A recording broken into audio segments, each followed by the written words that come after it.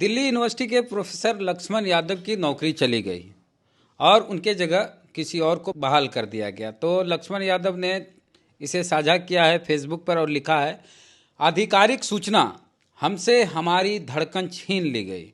वजह नहीं बताई गई मगर वजह जग जाहिर है। मेरे लहजे में जी हुजूर न था, इससे ज़्यादा मेरा कसूर न था। वे डरते हैं, किस चीज़ से डरते हैं वे?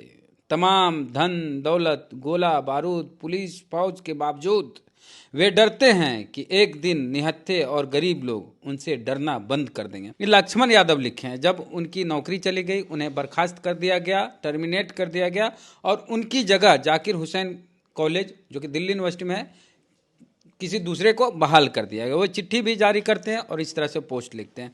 अजीत कुशवाहा जी हैं, युवा नेता हैं, विधायक हैं, डुमराव से, लाल सलाम CPI ML से।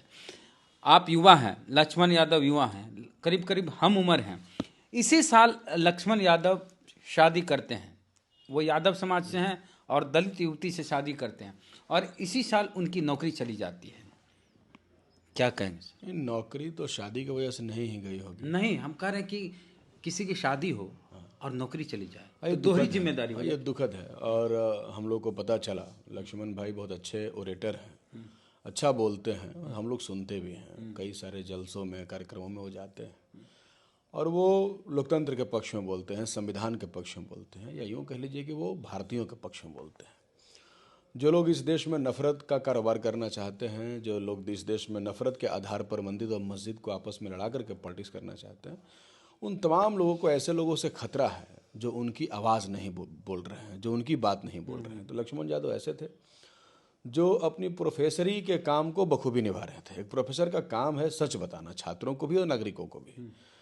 वो सरकार के कहे हुए बातों को नहीं कह रहे थे, लेकिन सरकार तो आज यही चाहती है कि तमाम शैक्षणिक संस्थान उनके इशारों पर चले। सरकार यही चाहती है कि तमाम शैक्षणिक संस्थानों को वो कब्जा कर लें, सब जगह RSS के लोग बोलें, RSS की तरह बात हो। तो जो भी इस दौर में RSS की तरह बोलने से इनकार कर रहा है, उसके ऊपर कार्रवाई हो रही है। तो हम सब इसी रूप में देखते हैं कि लक्ष्मण जी RSS के खिलाफ बहुत ही खुले रूप से, खुले मन से बोल रहे थे। इसीलिए आज तो RSS का देश में राज चल रहा है, शैक्षणिक संस्थानों पर। हाँ, मुझे तो यही प्रतीत होता है कि उनको इन्हीं वजहों से, बाकी तो कोई कारण है नहीं। 14 साल से वहाँ पढ़ा रहे थे। वही तो, उन्होंने जो सोशल मीडिया पर जो शेयर किया उसको हम लोगों ने देखा। काफ़ी अच्छे नंबर उनके रहे हैं और काफ़ी अच्छा व्यवहार उनका कॉलेज में रहा है। इंटरव्यू भी उनका अच्छा गया, उन्होंने जैसा बताया। बावजूद इसके उनको छांट देना, अगर उनको बहाली करनी थी तो इनको पहले प्रिविलेज देना चाहिए। आपके पास 14 साल का पढ़ाया हुआ, आपके कॉलेज में काम किया हुआ एक शिक्षक है, फिर तो 14 साल लगेगा ना किसी को तैयार करने में उस तरीके से। तो उनको बाहर कर देना कहीं से भी उचित तो नहीं है। तो ऐसा तो लगता है कि ऐसा ही किया जाए। आप देखिए जाए कि जो लोग भी आज के दौर में सरकार के खिलाफ बोल रहे हैं, चाहे वो मीडिया में हो, प्रेस में हो, या वो कॉलेज में हो, सबके ऊपर कार्रवाई हो रही है, सबको निकाला जा रहा है, सबको हटाया जा रहा है, सबको डिमोरलाइज करने का कोशिश हो रहा है। क्योंकि लक्ष्मण यादव प्रोफेसर थे, कोई बड़ा अधिकारी नहीं थे, प्रशासनिक अधिकारी की लाखों करोड़ों कमा सकते थे कि ED CBI लगाया जाता।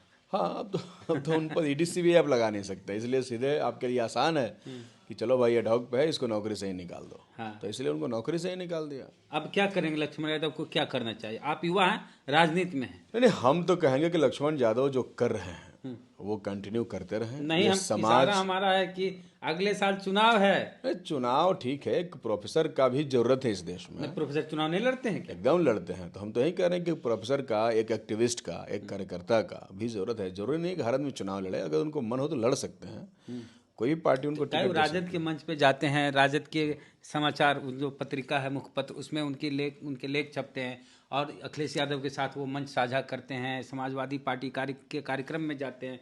तो क्या लगता है कि समाजवादी पार्टी से, राजद से उनका बढ़िया संबंध है, वैचारिक संबंध भी है और जातीय संबंध भी है? क्या उनको राजद या समाजवादी पार्टी से टिकट लेकर लोकसभा चुनाव लड़ना चाहिए? देखिए, अब तो ये हम लोग डिटेल में नहीं बता सकते। नहीं, आप क्या चाहते हैं? नहीं, बिल्कुल लड़ ही सकते हैं भाई, अगर इंटेलेक्चुअल खुल के बोलिए सर। नहीं, इंटेलेक्चुअल लोग, पढ़े लिखे लोगों को तो राजनीति में आना ही चाहिए। इसमें क्या लक्ष्मण यादव को आना चाहिए राजनीति? बिल्कुल, वो आ ही सकते हैं। उनके इच्छा पर, मूल बात क्या है कि उनके इच्छा पर डिपेंड करता है। हमारे कह देने से और नहीं कहने से तो आएंगे जाएंगे नहीं। जैसी उनकी गतिविधि है क्या है, हाँ, समाज के में लोगों की गतिविधियां कई प्रकार से होती हैं। ये जरूरी नहीं है कि जो आदमी समाज में जागरण का काम कर रहा है वो चुनाव लड़ करके ही करेगा, वो ऐसे भी कर सकते हैं। तो इसलिए उनके पास कई सारे रास्ते हैं, उसमें वो किस रास्ता को चुनेंगे ये हम मुझे लगता है कि उन पर हमें छोड़ देना चाहिए। बाकी उनके लिए सारे रास्ते खुले हुए हैं। 2017 में बिहार सरकार की जो बहाली आई थी बिहार सरकार की तरफ से प्रोफेसर की बात, तो परमानेंट जॉब बिहार में हो गई थी उनकी।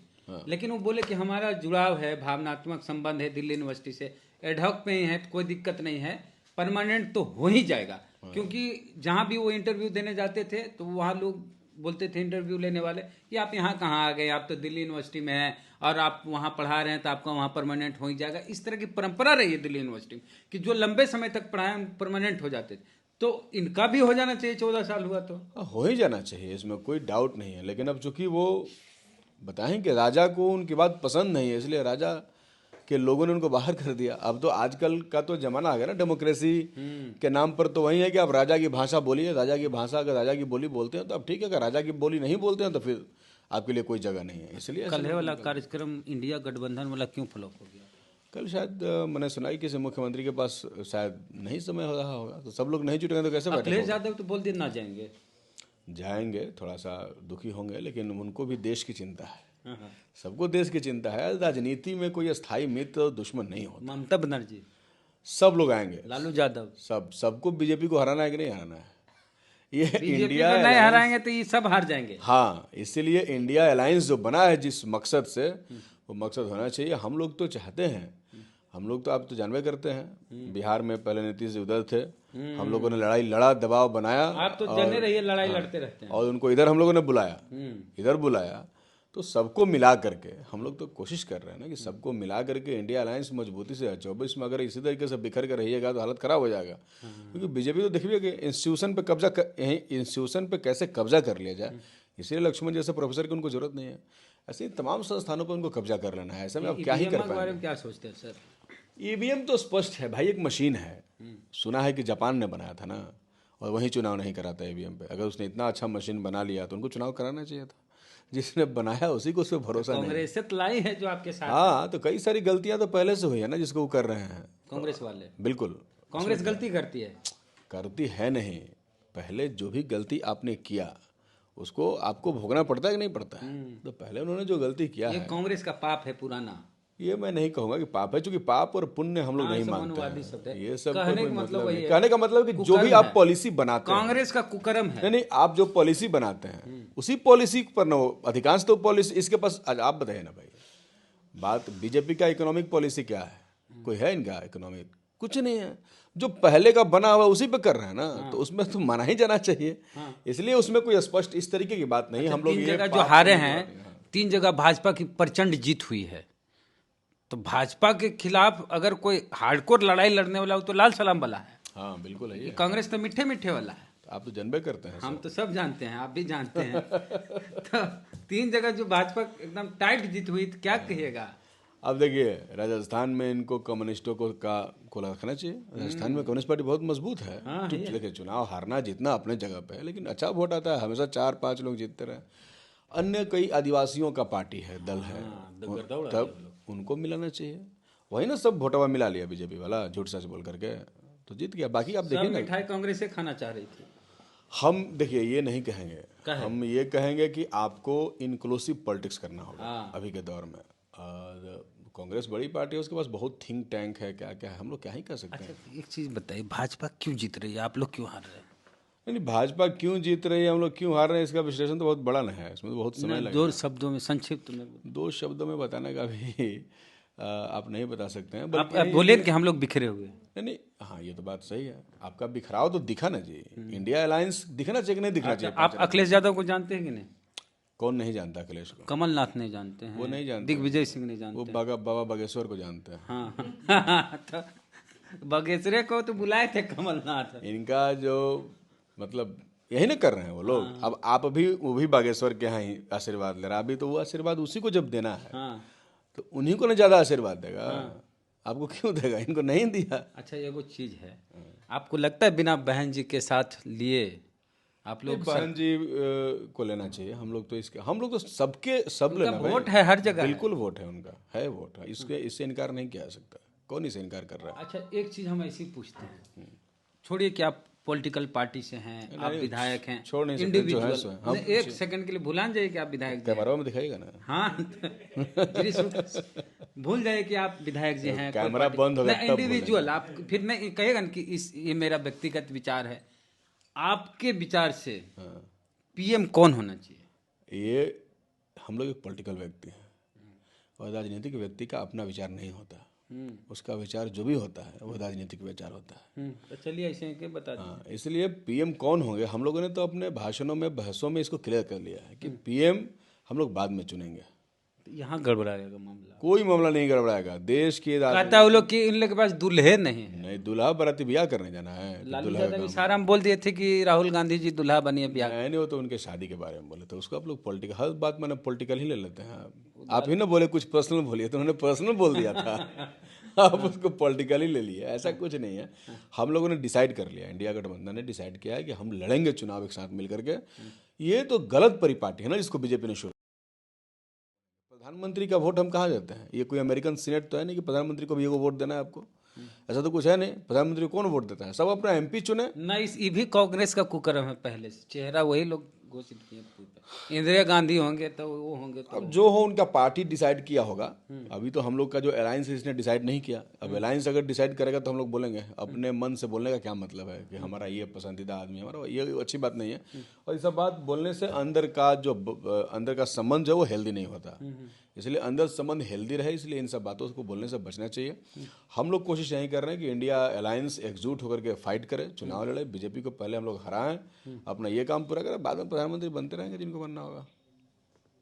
बाद में तय होगा। हाँ, बाद में तय होगा। बाद में नीतीश कुमार जो तैयार है इधर, नीतीश जी तो भाई सबको एकजुट कर रहे हैं। आप रोज तो आप लोगों से बता रहे हैं कि भाई हमको कुछ बनना है, नहीं बोले हैं? बोल सब जानता है।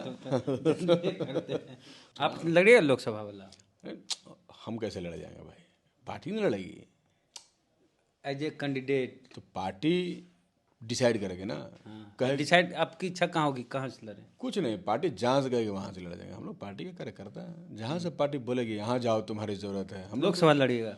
नहीं, हम लोग सेनापति हैं। लोकसभा हो, विधानसभा हो, पंचायत हो, मुखिया हो, जिला परिषद हो, कुछ भी, या युद्ध लड़ना हो, लड़ाई लड़ना हो, धरना देना हो, प्रदर्शन करना हो, जहाँ आदेश होता है पार्टी का हम लोग कूद पड़ते हैं।